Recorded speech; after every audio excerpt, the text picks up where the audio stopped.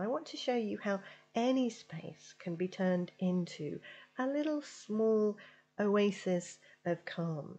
There's not a lot of space for a garden, so we've got to be a bit inventive. We need to have a route from the house that hides some of the uglier part of the garden, and maybe find some sort of screen to just give ourselves a sense of privacy and a direction and a route. Now in this instance, the customer wanted to be able to sit in this little sheltered corner and watch the birds feeding.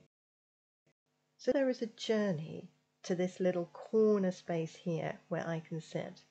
But we still need to make it feel private without completely enclosing it in.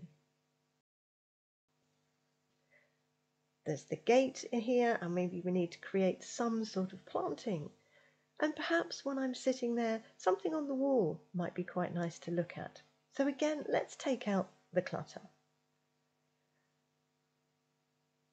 We can't change the concrete that's there, but maybe we can add now, if we take out the grass, we can add a little route through to this gate, which we can just add some dark shingle and create a small narrow border for some planting. Painting the gate a darker colour will help coordinate it with the paving. And again, I can create some extra interest by using the same coloured pots around the space and maybe add a mirror or some wall art. So now there is a journey to this little corner space here where I can sit.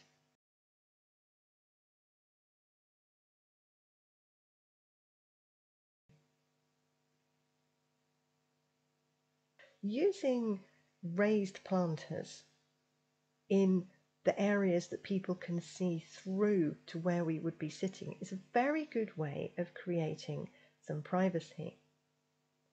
Now, they don't have to be hugely tall, but we can add taller plants that just gives us a sense of privacy without enclosing the space.